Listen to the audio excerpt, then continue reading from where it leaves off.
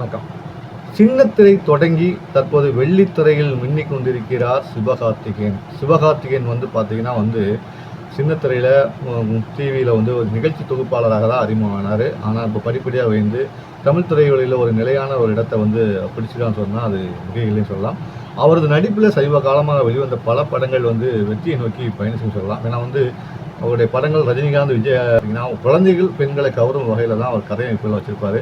பாடலாக இருக்கட்டும், டான்ஸாக இருக்கட்டும், ஃபைட் சீனாக இருக்கட்டும், காமெடி சீனாக இருக்கட்டும். ஏன்னா காமெடி சீன் எல்லாமே விரும்புவாங்க. எல்லாமே அவருடைய பேக்கேஜில் அந்த படத்தில் இருக்குன்னு சொல்லலாம். படங்கள் போனாலே இந்த மூன்றுமே அவங்க பேக்கேஜ் இருக்கும்.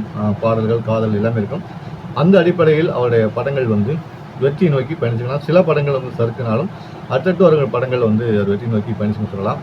அந்த வகையில் கடந்த ஆண்டு வெளியான அமரன் திரைப்படம் பார்த்திங்கன்னா பல்வேறு தரப்பாலும் விரும்பப்பட்ட ஒரு திரைப்படமாக இருந்தது. ஒரு முன்னாள் இராணுவத்தினரோட இருந்த முகுந்த் வரராஜன் பற்றிய ஒரு படம் மிகப்பெரிய அளவில் ஒரு ஹிட் அடிச்சுன்னு சொல்லலாம். லவ் ப்ளஸ் ஆக்ஷன், இந்திய தேசப்பட்டு இந்த பல்வேறு கோணங்களில் அந்த படம் பரவலாக பேசப்பட்டு மவுத்தாக்கா பேசப்பட்டு வெற்றியை நோக்கி பயணித்து சுமார் 400 கோடி அளவில் வெற்றியை குவிச்சுன்னு சொல்லலாம், வசூலை குவிச்சு சொல்லலாம். அந்த அளவுக்கு மிகப்பெரிய வெற்றி அடைந்த படம். கிட்டத்தட்ட ரஜினிகாந்த், விஜய்க்கு ஈக்குவலாக அந்த படம் ஒரு மிகப்பெரிய வசூலை தட்டிச்சுன்னு சொல்லலாம். இதிலிருந்து சிவகார்த்திகேயன் டாப் 3 ஸ்டாரில் இடம்பெற்றிருக்காரோ என்று சொல்கிற அளவுக்கு இருந்தது. ஏன்னா ரஜினிகாந்த், விஜய், அஜித்குமாருக்கு பிறகு அந்த இடத்துல சிவகார்த்திகேயன் நுழைந்து விட்டாரோ என்று சொல்கிற அளவுக்கு இருந்தது. வசூல் ரீதியாக பார்க்கும்போதும் சரி, விமர்சன ரீதியாக பார்க்கும்போதும் சரி, இந்த பரவலாக பேசப்பட்டுச்சு. விஜய் கூட துப்பாக்கி கொடுத்த சம்பவங்கள்லாம் பரபரப்பாக ஒரு ஏற்படுத்தி சொல்லலாம். ஏன்னா அடுத்த இவராக அப்படிங்கிற சமீபகாலமாக 96லேருந்தே பார்த்தீங்கன்னா அடுத்த சூப்பர் ஸ்டார் யாருங்கிறது காம்படிஷன் நடந்துட்டு தான் இருக்குது. தற்போது வரைக்கும் சூப்பர் ஸ்டாருக்கு ஒரே ஆள் ரஜினிகாந்த் மட்டும்தான். மற்ற யாருமே தமிழ் துறையில் சூப்பர் ஸ்டார்னு சொல்ல முடியாது. ஆனால் அது நெருங்குற அளவுக்கு ஒரு வசூல் ரீதியான இதை கொண்டு வருவாங்க. சில காலகட்டங்களில் விக்ரம் வந்தார், இப்போலாம் சூர்யா வந்தார். இப்படி ஒவ்வொரு காலகட்டத்திலும் ஒவ்வொரு வந்துட்டு தான் இருக்காங்க. தற்போது சிவகார்த்திகேயன் வந்திருக்கிறார். சிவகார்த்திகேயன் தனது இடத்தை தக்க வைப்பார். ஏன்னா விஜய் அரசியல் போயிட்டார், அஜித்குமார் கார் ரேஸ் பயணத்தில் இருக்காங்க. இவர் ரெண்டுமே போட்டியில் கிடையாது, அவங்கள போட்டியாக எடுக்கக்கூடாது. கமலஹாசனும் அரசியலுக்கு போயிட்டார். ஸோ அந்த இடம் எப்படி இருக்குங்கிறத அரசியலில் முடிவு பண்ணாங்க. அந்த குறிப்பிட்ட அஜித்தோ விஜயோ அதில் காம்படிஷனில் இருக்க மாட்டாங்க, இருக்க முடியாது. ஏன்னா அவங்க ட்ராக்கில் பயணிக்கிறாங்க தொழில் ரீதியாக. ஸோ இந்த நேரத்தில் சிவகார்த்திகேயனுடைய படங்கள் எந்த அளவுக்கு தரமாக வெற்றி பெறுங்கிறத காலங்கள் பார்க்குறாங்க. அரசியல் சினிமா நோக்கர்கள் தெளிவாக கண்காணித்து வராங்க. சிவகார்த்திகேயனுடைய வளர்ச்சியை எட்டிருக்காங்க.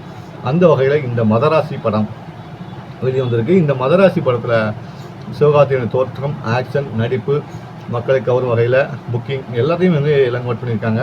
இதை கொண்டு அவருடைய அடுத்த கட்ட வளர்ச்சியை அவங்க கணக்கிட போகிறாங்க. ஏன்னா முந்தைய படங்களை ஒரு வெற்றி தோல்வி வச்சு தான் அடுத்த படங்களை முடிவு செய்வாங்க. ஏன்னா சிவகார்த்திகேயனை பொறுத்த வரைக்கும் முந்தைய படம் மிகப்பெரிய அளவில் வெற்றி அடைஞ்ச படம் அமரன், எல்லாத்தையும் தெரிஞ்ச விஷயம். ஸோ இந்த மதராசி படம் எந்த அளவுக்கு வெற்றி பெறும் என்பது ஒரு கேள்விக்குறியாக இருந்தாலும் ஒரு சிவகார்த்திகேயன் மட்டுமின்றி ஏஆர் முருகதாஸ் மற்றும் பல்வேறு சரியில் நிறைஞ்சிருக்காங்க. அதெல்லாம் இந்த படம் வெற்றியை நோக்கி பயணிக்குமா என்பது இன்னும் சில நாட்களில் தெரியும். இந்த படம் நாளைக்கு தான் ரிலீஸ் ஆகுது.